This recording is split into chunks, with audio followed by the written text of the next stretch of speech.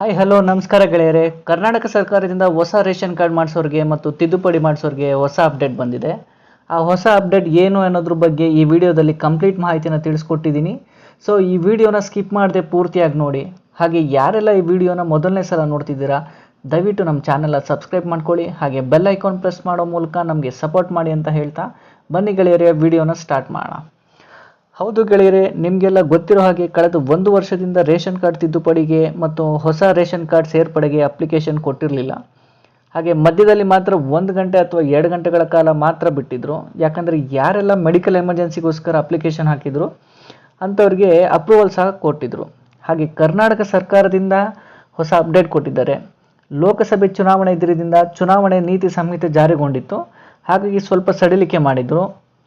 ಆದರೂ ಎಮರ್ಜೆನ್ಸಿ ಒತ್ತಾಯದ ಮೇರೆಗೆ ಕಳೆದ ಮೇ ತಿಂಗಳಲ್ಲಿ 3 ಬಾರಿ ಹೊಸ ರೇಷನ್ ಕಾರ್ಡ್ ಅರ್ಜಿ ಹಾಕಲು ಮತ್ತು ತಿದ್ದುಪಡಿ ಮಾಡಲು ಸರ್ಕಾರವು ಜನರಿಗೆ ಆನ್ಲೈನ್ ಮೂಲಕ ತುರ್ತು ಅವಕಾಶ ಕೊಟ್ಟಿತ್ತು. ಆದರೆ ಸರ್ವರ್ ಸಮಸ್ಯೆಯಿಂದ ಕೇವಲ ಗಂಟೆಗಳಲ್ಲಿ ಮಾತ್ರ ಅರ್ಜಿ ಹಾಕಲು ಅವಕಾಶ. ಹೊಸ ರೇಷನ್ ಕಾರ್ಡ್ ಅರ್ಜಿ ಅಥವಾ ತಿದ್ದುಪಡಿ ಮಾಡಲು ಮತ್ತೆ ತಿಂಗಳು ಅಂದರೆ ಜೂನ್ ಕೊನೆ ವಾರ ಅಥವಾ ಜುಲೈ ಮೊದಲನೇ ವಾರ ಹೊಸ ರೇಷನ್ ಕಾರ್ಡ್ ಸೇರ್ಪಡೆಗೆ ಮತ್ತು ತಿದ್ದುಪಡಿಗೆ ಅರ್ಜಿ ಹಾಕಲು ಅವಕಾಶ ನೀಡುತ್ತಾರೆ ಎಂಬ ಮಾಹಿತಿ ಬಲ್ಲ ಮೂಲಗಳಿಂದ ತಿಳಿದು ಬಂದಿದೆ. ಮತ್ತು ಕರ್ನಾಟಕ ಸರ್ಕಾರದಿಂದ ಇನ್ನೂ ಅಧಿಕೃತ ಮಾಹಿತಿ ಹೊರಬಂದಿಲ್ಲ. ಸರ್ಕಾರದ ಯಾವುದೇ ಗ್ಯಾರಂಟಿ ಯೋಜನೆ ಪಡೆದುಕೊಳ್ಳುವುದಕ್ಕೆ ರೇಷನ್ ಕಾರ್ಡ್ ತುಂಬಾ ಮುಖ್ಯ ಪಾತ್ರ ವಹಿಸುತ್ತೆ ಗೆಳೆಯರೆ. ಹಾಗಾಗಿ ಸರ್ಕಾರದಿಂದ ಅಧಿಕೃತ ಮಾಹಿತಿ ಹೊರಬಂದ ತಕ್ಷಣ ನಿಮಗೆಲ್ಲ ನಿಖರವಾದ ದಿನಾಂಕವನ್ನು ತಿಳಿಸ್ಕೊಡ್ತೀನಿ. ಹಾಗೆ ನೀವೆಲ್ಲ ಎಲ್ಲಿ ಹೋಗಿ ಹೊಸದಾಗಿ ಅರ್ಜಿ ಹಾಕಬೇಕು ಅನ್ನೋದ್ರ ಬಗ್ಗೆ ಪೂರ್ತಿ ಮಾಹಿತಿಯನ್ನು ತಿಳಿಸ್ಕೊಡ್ತೀನಿ. ಸೊ ದಯವಿಟ್ಟು ಈ ವಿಡಿಯೋನ ನಿಮ್ಮ ಸ್ನೇಹಿತರಿಗೆ ಶೇರ್ ಮಾಡಿ.